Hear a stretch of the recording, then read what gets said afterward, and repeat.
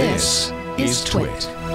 The Apple Watch Series 4 has a great feature where if you fall down and you stay down and you seem to not be responding to the loud, annoying things the watch is trying to do to ask you if you're okay, it's going to call 911 to help you.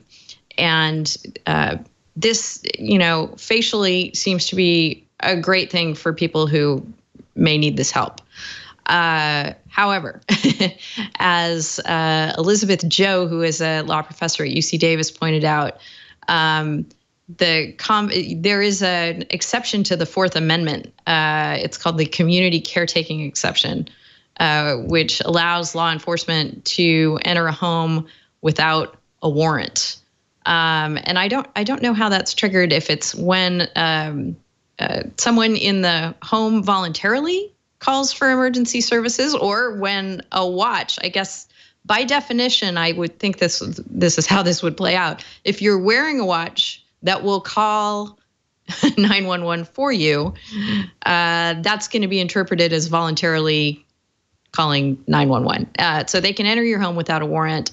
And as Professor Joe points out, the plain view doctrine means that if there's evidence of a crime in your house, they can seize it and prosecute you. So, or someone else. So this is something that probably did not register too much with the folks at Apple when they came up with this feature of the Apple Watch Series 4. Others have weighed in and said, this is a great service, but maybe just having it set up to call a contact that the user determines as opposed to 911 might be a better call. Of course, when you need 911, you need 911. You don't need any delay in getting them there either. So I suppose it would be ideally best to leave it up to the watch wearer how they want this feature to work. But the default call 911 feature could be problematic from a Fourth Amendment standpoint. What do you think about this, Jordan?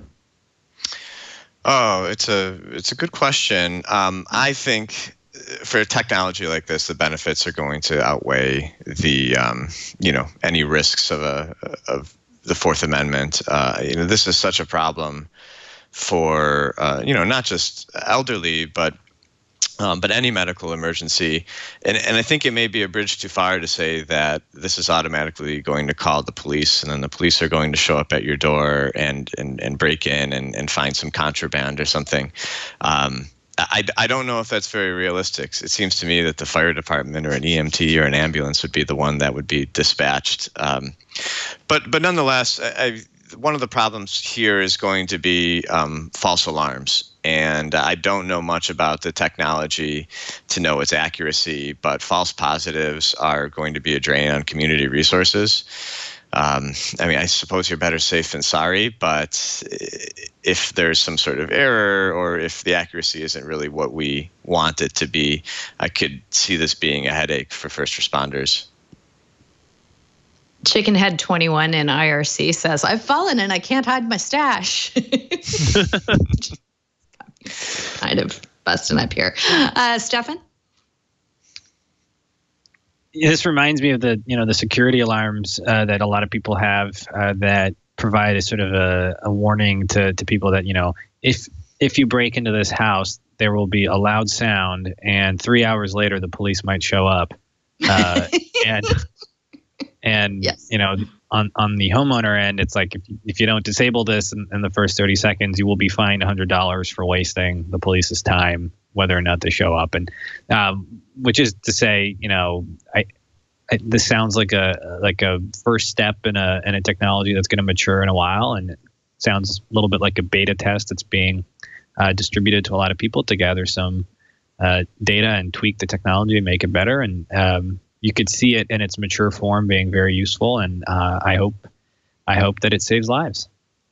Right, you're absolutely right, and you've both pointed out, and Reverb Mike and IRC is pointing out that he says this will crush our 911 system with false alarms, and hopefully it won't be that bad.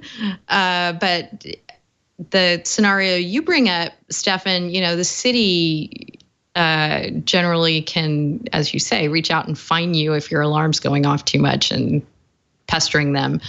And I just wonder how how law enforcement would deal with an overabundance of watch-related notifications. Matt, any thoughts? Yeah, I mean, in terms of like the worry of overuse of police resources, there's plenty of analogs on the market right now. Whether it's a beeper that elderly people wear, specifically when they're living remotely and not within homes. I think that this market's just going to grow. I mean, we have an abundance of people entering retirement and who want to stay in their homes, and so some sort of technology is going to be used for this to automate this process. In terms of the Fourth Amendment concern, I think that what Stefan brought up in the last conversation was when the benefit outweighs the cost, you're going to kind of eye roll at the academic piece, and that's what I did when I read this. I said, most people aren't committing crimes, and so their concern isn't going to be, you should stop me from using this technology, because someone else who is committing a crime would be penalized if they use this technology, which they can choose not to use. So I think that